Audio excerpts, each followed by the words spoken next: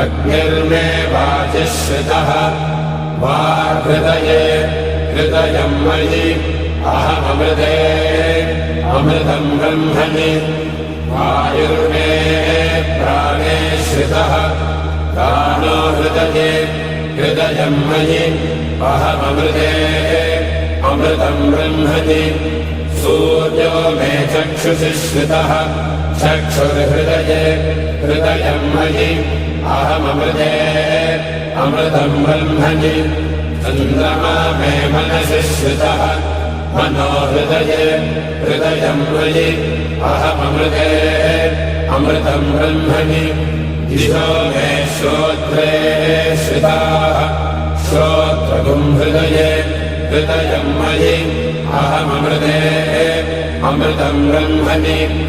आपो मे रेतसि श्रिताः रेतो हृदये हृदयं मयि अहममृते अमृतं ब्रह्मणि पृथिवी मे शरीरे श्रिताः शरीरगुं हृदये हृदयं मयि अहममृते अमृतं ब्रह्मणि ओषधिवनस्पतयो मे लोमसु श्रिताः लोमानि हृदये हृदयं मयि अहममृते अमृतं ब्रह्मणि इन्द्रो मे बले श्रितः बलगुं हृदये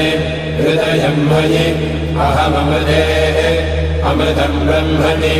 पर्जन्यो मे मूर्ध्नि श्रितः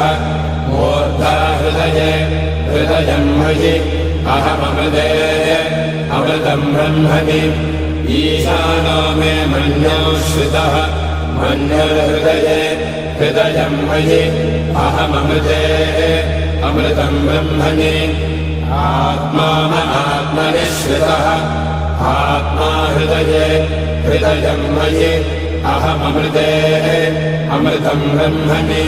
पुनर्महात्मा पुनरायुरागात्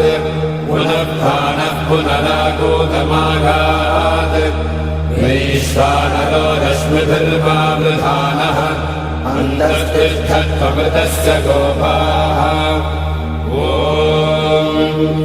अस्य श्रीरुद्राध्याय प्रश्नमहामन्त्रस्य अघोरऋषिः अनुष्टुप्छन्दः सङ्घर्षणमोर्तिस्वरूपो योऽसावादित्यः परमपुरुषस्य एष रुद्रो देवता नमः शिवायेति बीजम् शिवधरायेति शक्तिः महादेवायेति कीलकम् श्रीसाम्ब सदाशिवप्रसादसिद्ध्यर्थे जपे विनियोगः ॐ अग्निहोत्रात्मने अङ्गुष्ठाभ्यां नमः दर्शपूर्णमासात्मने दर्जनेभ्यां नमः चातुर्मास्यात्मने मध्यमाभ्यां नमः निरोधमसुबन्धात्मने अनामिकाभ्यां नमः ज्योतिष्ठोमात्मने कनिष्ठिकाभ्यां नमः सर्वकृत्वात्मने करतलकरपृष्ठाभ्यां नमः अग्निहोत्रात्मने हृदयाय नमः दर्शपूर्णमासात्मने शिरसे स्वाहा चातुर्मास्यात्मने